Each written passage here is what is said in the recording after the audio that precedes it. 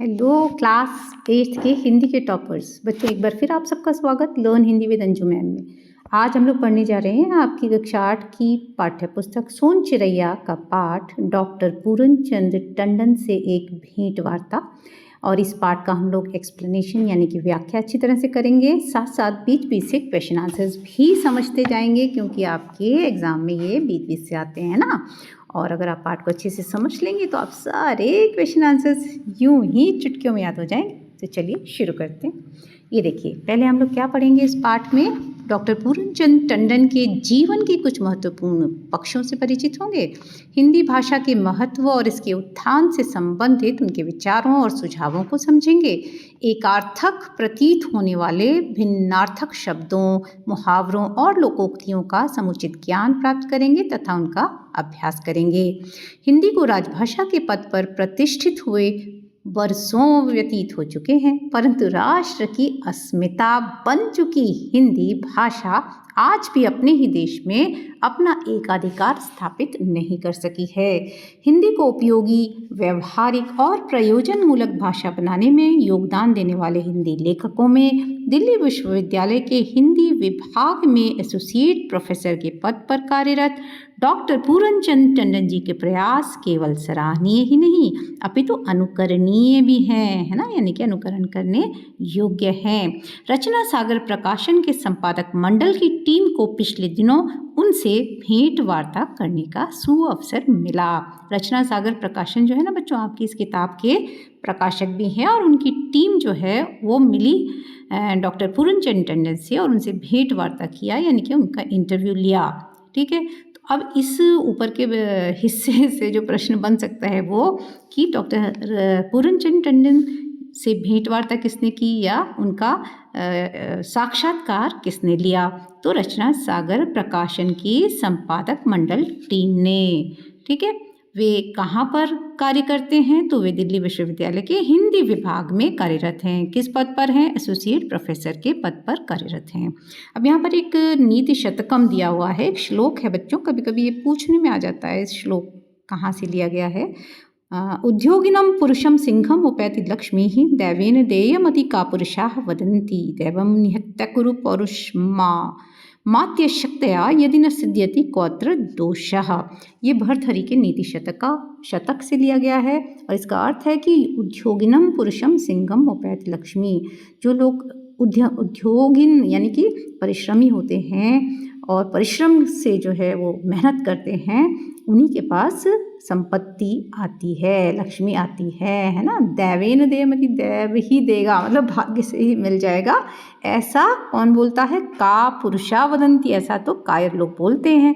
दैवम निहत्यम कुरु पौरुषमात आत्मशक्तिया, यदि जो दैव यानी कि जो भाग्य होता है वो तो हमें आलसी बना देता है, और हमारे पौरुष यानी कि हमारे परिश्रम से ही हमें शक्ति मिलती है और उससे ही हमें सफलता मिलती है। और फिर भी वो कहते हैं कि यदि हमें परिश्रम करने के बाद भी यदि कोई सफलता नहीं मिल रही है तो हमें अपने भाग्य को दोष नहीं देना चाहिए, और इसमें किसी का भी कोई दोष नहीं है। चलिए, तो ये जो श्लोक है इसका अर्थ तो नहीं आएगा क्योंकि हिंदी का विषय है, लेकिन कभी पूछ लिया जाता है कि कहाँ से लिया गया है, भर्तहरि के नीति शतक से। अब शुरू करते हैं पाठ बच्चों। इसमें प्रश्नकर्ता हैं और उत्तर दे रहे हैं डॉक्टर टंडन। तो ये जो है साक्षात्कार विधि पर आधारित है, जिसमें क्या होता है, एक जना प्रश्न पूछता है और दूसरा व्यक्ति उत्तर देता है। तो प्रश्नकर्ता पूछ रहे हैं डॉक्टर पूरनचंद टंडन से, ठीक है, बचपन की कुछ खट्टी मीठी यादें जो आप हमें बताना चाहें। खट्टी मीठी यानी दुखद और सुखद यादें। जीवन में बहुत सी घटनाएं होती, कुछ अच्छी होती हैं, कभी कभी दुख भी होता है, तो वो सारी चीज़ें मिलकर ही जीवन बनता है। तो डॉक्टर टंडन जवाब दे रहे हैं कि मेरा बचपन दिल्ली के कृष्णानगर में व्यतीत हुआ। बचपन में अन्य बच्चों की तरह मैं भी बहुत शरारती बच्चा था।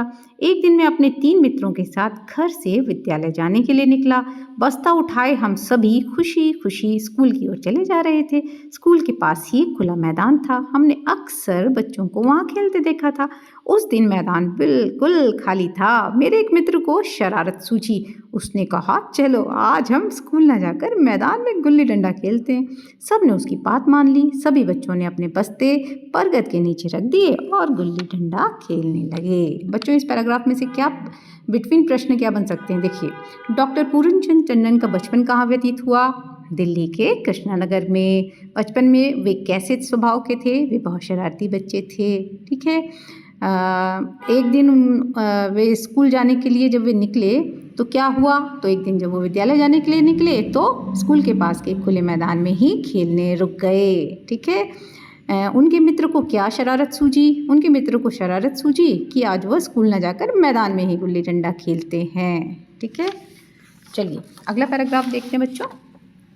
रुकिए पहले ये देख लेते हैं इनकी लेखक का परिचय। कभी कभी इसमें से भी पूछ लिया जाता है, हालांकि कम ही पूछा जाता है। इनकी जन्म तिथि थी 5 अप्रैल 1958 को। जन्म स्थान बड़ौत, जिला मेरठ, उत्तर प्रदेश में। शिक्षा आपकी हुई है MA, MPhil, PhD और DLED। प्रमुख रचनाएं काव्य, स्वाद के विविध सोपान, व्यावहारिक हिंदी, मध्यकालीन कृष्ण काव्य में सौंदर्य चेतना, सौंदर्य विमर्श, प्रयोजन मूलक हिंदी और अनुवाद आदि। अब आपको पुरस्कार और सम्मान क्या प्राप्त हुए बच्चों? हिंदी अकादमी दिल्ली द्वारा श्रेष्ठ संपादक का पुरस्कार, प्रतिष्ठित राष्ट्रीय हिंदी सेवी सहस्त्राब्दी सम्मान और महात्मा गांधी संस्थान मॉरिशस द्वारा सम्मानित। इसके अलावा डॉक्टर विजेंद्र स्नातक सम्मान आदि। बच्चों जो महात्मा गांधी संस्थान है ना, ये मोका में है, मोका मॉरिशस में है ना। वहीं पर हमारी हिंदी साहित्य अकादमी भी है। हिंदी सचिवालय। ठीक है।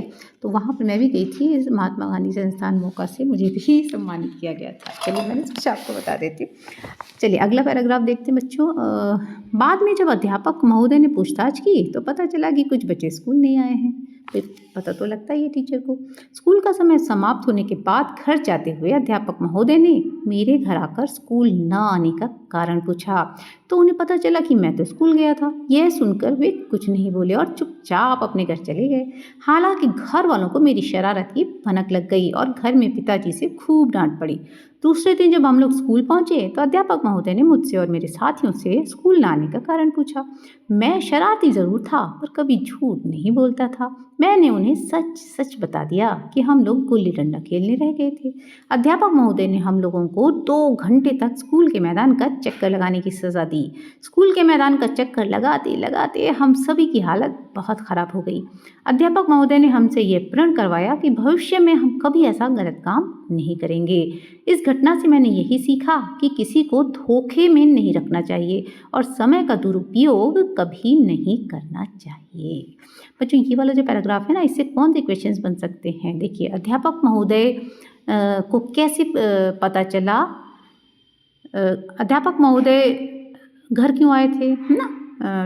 तो अध्यापक महोदय डॉक्टर टंडन के घर ये पूछने के लिए आए थे कि वह स्कूल क्यों नहीं आए। ठीक है। फिर उन्होंने घर में कुछ क्यों नहीं कहा और चुपचाप चले गए, क्योंकि वे घर वालों के सामने बच्चों को नहीं डांटना चाहते थे। ठीक है। तो घर वालों को उनकी शरारत की भनक कैसे लगी? क्योंकि उनके अध्यापक घर पूछने आए कि वह स्कूल क्यों नहीं आया था, तो घर वालों को पता चल गया कि वह स्कूल नहीं गए थे। ठीक है। फिर अध्यापक के स्कूल में पूछने पर डॉक्टर टंडन ने उन्हें क्या बताया? तो अध्यापक ने जब स्कूल में उनसे पूछा कि स्कूल क्यों नहीं आए थे तो उन्होंने उन्हें सच सच बता दिया कि वो गुल्ली डंडा खेलने रह गए थे। उन्होंने झूठ क्यों नहीं बोला? क्योंकि वो झूठ नहीं बोलते थे। ठीक है।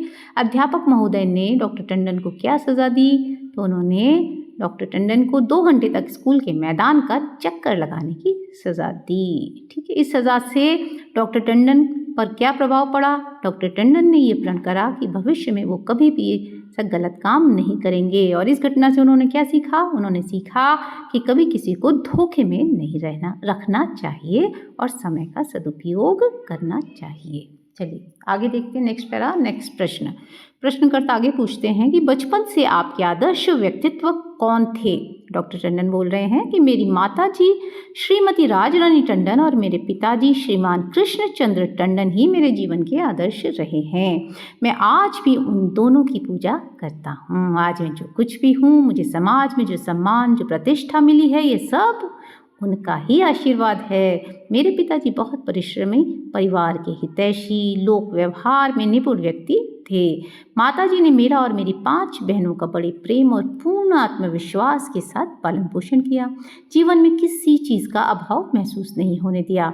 साधारण परिवार में पालन पोषण होने पर भी हमारे जीवन में संपूर्णता की ठसक भरी थी। ठीक है। तो अब वो बता रहे हैं कि उनका बचपन कैसे बीता। तो उनके सबसे पहला प्रश्न क्या बनता है बच्चों यहाँ पर कि डॉक्टर टंडन के माताजी और पिताजी का क्या नाम था? तो माताजी का नाम श्रीमती राजरानी टंडन और पिताजी का नाम श्रीमान कृष्णचंद्र टंडन था। ठीक है। उनके पिता किस प्रकार के व्यक्ति थे? तो डॉक्टर पूरनचंद टंडन के पिता बहुत ही परिश्रमी, परिवार के हितैषी और लोक व्यवहार में निपुण व्यक्ति थे। ठीक है। माताजी के बारे में डॉक्टर टंडन ने क्या बताया? तो डॉक्टर टंडन ने बताया कि उनकी माताजी ने बड़े ही प्रेम और आत्मविश्वास के साथ उनका और उनकी 5 बहनों का पालन पोषण किया। डॉक्टर टंडन के कितने भाई बहन थे? ये भी प्रश्न बना। तो डॉक्टर टंडन की 5 बहनें थीं और वो एक भाई थे। ठीक है। तो उनका बचपन में किस प्रकार का अभाव था? तो उनका बचपन में उनमें किसी भी चीज़ का उन्हें अभाव नहीं था। ठीक है। अब देखते हैं अगला प्रश्न। प्रश्नकर्ता पूछ रहे हैं, हिंदी के प्रति आपकी रुचि कब और कैसे जागृत हुई? तो डॉक्टर टंडन का जवाब देखिए, मेरी रुचि बचपन से ही हिंदी के प्रति कुछ अधिक थी। मेरे अध्यापक मेरी छोटी छोटी स्वरचित कविताओं और कहानियों की प्रशंसा किया करते थे। मुझे कविताओं और कहानियों के लिए कई पुरस्कार भी मिले थे। बचपन में मैंने तख्ती पर लिखना सीखा था। कक्षा में जब मेरे सुलेख की प्रशंसा की जाती थी तो मैं फूलाना समाता था। ये मुहावरा है बच्चों, फूलाना समाना।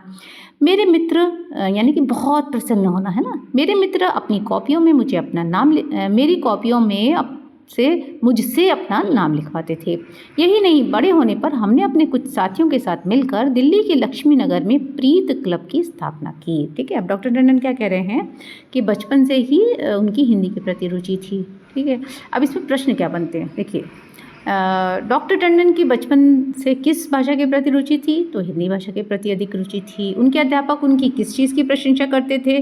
तो उनके अध्यापक उनकी छोटी छोटी स्वरचित कविताओं और कहानियों की प्रशंसा करते थे। ठीक है। उन्हें किन चीज़ों के लिए पुरस्कार मिले थे? तो उन्हें कविताओं और कहानियों के लिए पुरस्कार मिले थे। बचपन में उन्होंने कहाँ लिखना सीखा? तो उन्होंने तख्ती पर लिखना सीखा। जैसे आप लोग कॉपी पर लिखते हैं ना आजकल बच्चों, पहले तख्ती होती थी और स्लेट पे और उससे लिखते थे, क्या नाम है, चौक से या फिर खड़िया जैसी चीज़ होती थी उससे लिखते थे। और उनका उनका लेख कैसा था बचपन में? तो उनका लेख जो था बहुत ही सुंदर लेख था। वो बहुत सुलेख यानी बहुत अच्छा लेख लिखते थे। ठीक है। उनके मित्र कॉपियों में उनसे अपना नाम क्यों लिखवाते थे? क्योंकि उनकी जो लेखनी थी वो बहुत सुंदर थी और वो बहुत अच्छी लेख लिखते थे।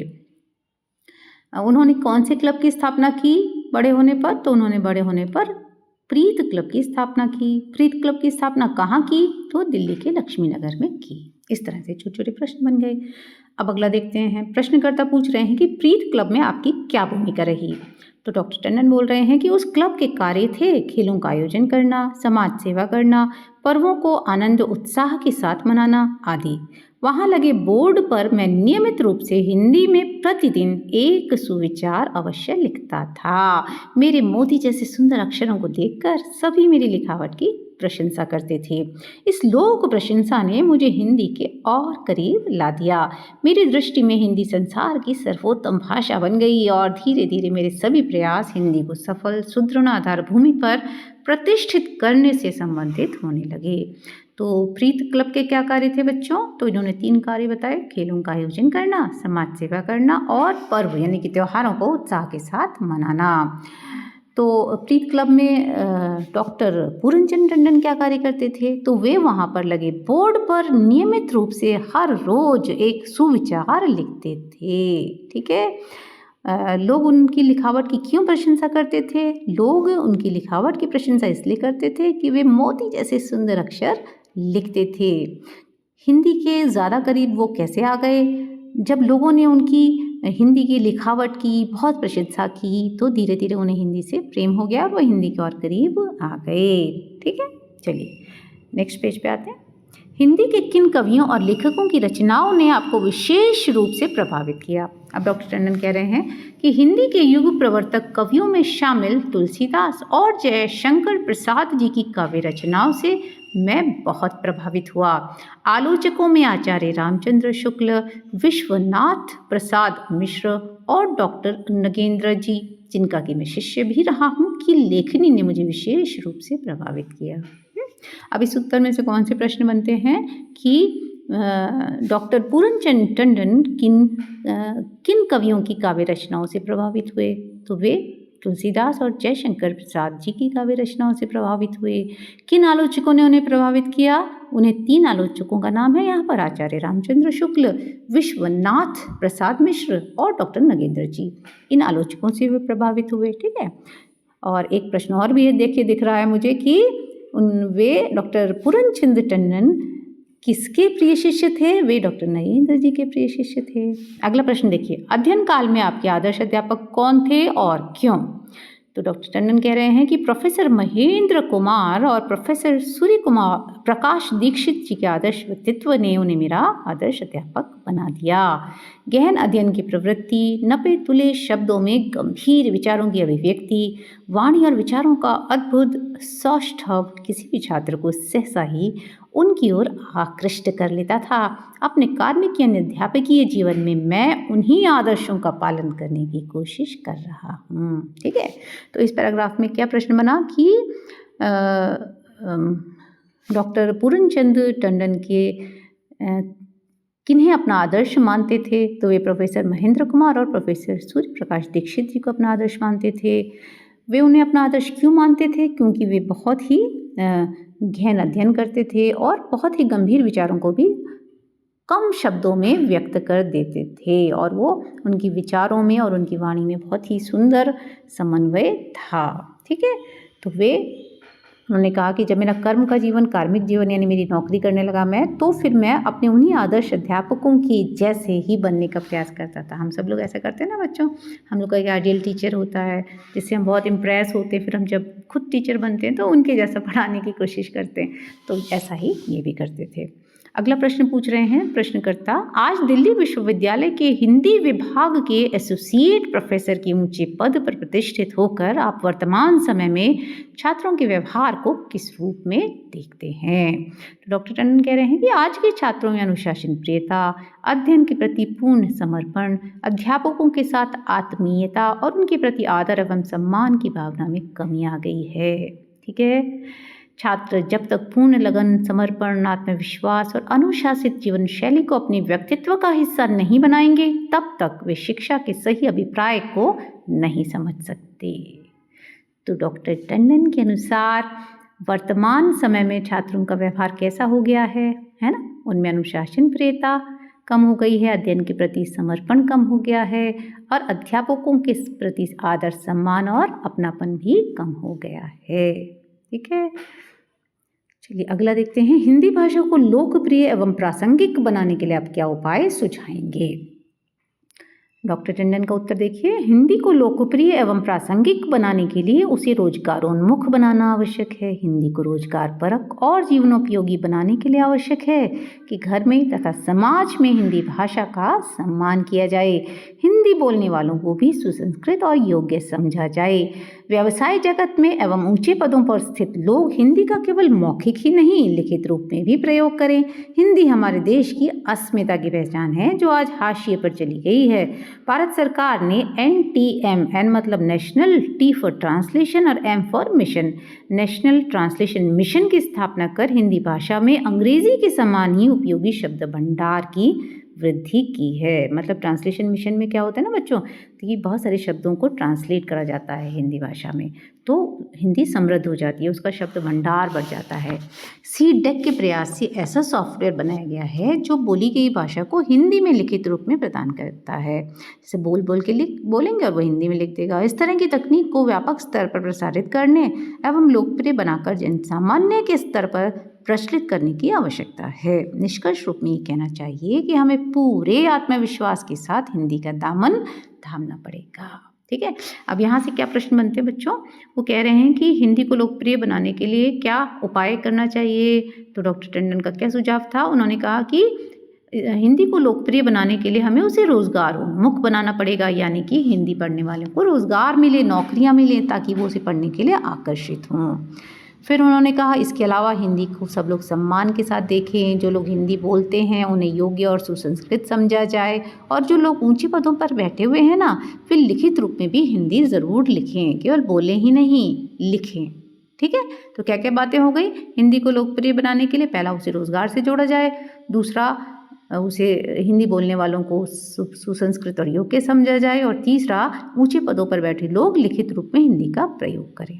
ठीक है, अब अगला प्रश्न बनता है यहाँ पर कि हिंदी के शब्द भंडार में वृद्धि हेतु भारत सरकार ने क्या प्रयास किया है। तो भारत सरकार ने NTM यानी नेशनल ट्रांसलेशन मिशन की स्थापना की है। ठीक है, फिर कौन सा सॉफ्टवेयर है जो बोली गई भाषा को हिंदी में लिखित रूप प्रदान करता है। तो CDEC एक ऐसा सॉफ्टवेयर है।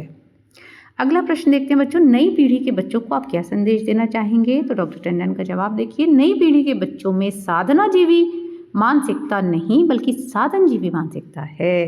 कहने का तात्पर्य है कि भाषा उनके लिए रोजगार प्राप्त करने का साधन मात्र बनकर रह गई है। तो वो कह रहे हैं कि आजकल जो बच्चे पढ़ते हैं ना, उनमें साधनाजीवी मानसिकता नहीं है। मतलब एक जो शिक्षा होती है ना बच्चों, एक पूजा होती है, एक आराधना होती है, एक साधना होती है, उसको मन लगा के पढ़ना ज़रूरी होता है। केवल इसलिए नहीं कि भाई ये पढ़ लें तो नौकरी मिल जाए। जब हम इस तरह से पढ़ते हैं तो ज्ञान पूरी तरह से हमें नहीं मिलता है, हमें केवल उसे अपना एक कार्यपूर्ति का साधन मान लेते हैं, हम उसे प्रेम नहीं करते। जब हम उसको प्रेम के साथ पढ़ते हैं तब वो भाषा हमारे व्यक्तित्व का हिस्सा बन जाती है। ठीक है, केवल उसे रोजगार का साधन नहीं। एक तरफ तो देखो कह रहे हैं कि रोजगारोन्मुखी बनाना चाहिए, वो तो ज़रूरी है, ताकि हमें पता हो कि भाई हिंदी पढ़ेंगे तो हमें रोज़गार भी मिलेगा, क्योंकि रोज़गार तो ज़रूरी है इंसान को जीवन यापन के लिए। लेकिन ये नहीं है कि हम रोज़गार के अलावा कुछ सोचें ही नहीं, हम उसमें ज्ञान अच्छे से प्राप्त नहीं करें। तो वो ये कह रहे हैं कि साधनाजीवी जो हमारी मानसिकता है ना, वो होनी चाहिए, है ना। उसको हम एक उपासना की तरह करें, आराधना की तरह करें, तो वो हमारी एक अच्छी भाषा के रूप में हम उसे सीखेंगे। चलिए आगे देखते हैं। वो कह रहे हैं कि अपनी जन्मभूमि की भाषा के प्रति उनमें भावात्मक लगाव नहीं है, है ना। साधना का मतलब भावनात्मक लगाव, हम इमोशनली अटैच हों अपनी भाषा से। जब तक अपनी मातृभाषा से आत्मिक लगाव नहीं होगा तब तक भाषा अपने चरम विराम को प्राप्त नहीं कर सकती। रोजगारोन्मुख हिंदी भाषा के प्रति नई पीढ़ी में भावनात्मक लगाव होना चाहिए। तो वो कह रहे हैं कि एक तरफ वो रोजगारोन्मुख होनी चाहिए, उससे रोजगार भी मिलना चाहिए, और दूसरी तरफ हमें उससे लगाव होना चाहिए। ठीक है, उन्हें मातृभाषा को लेकर साधनाजीवी मानसिकता निर्मित करनी होगी। चलिए अब हमने क्या सीखा कि हिंदी के प्रति डॉक्टर पूरनचंद टंडन की रुचि बचपन से ही थी। हिंदी भाषा के उत्थान हेतु नई पीढ़ी का उनके प्रति भावनात्मक लगाव होना आवश्यक है, और हिंदी को लोकप्रिय एवं प्रासंगिक बनाने के लिए उसे रोजगारोन्मुख बनाना आवश्यक है ना।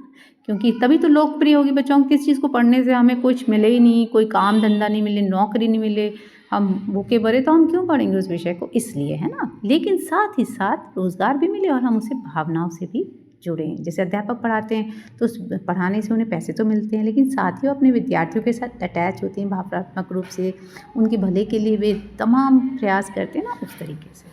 ठीक है, तो बच्चों समझ में आया ना। चलो समझ में आ गया तो फिर फटाफट से चैनल को सब्सक्राइब करो और आगे पढ़ते रहिए, लिखते रहिए, अपने दोस्तों को शेयर करते रहिए, है ना। अगले वीडियो में मिलेंगे बच्चों, तब तक के लिए जय भारत, जय हिंद।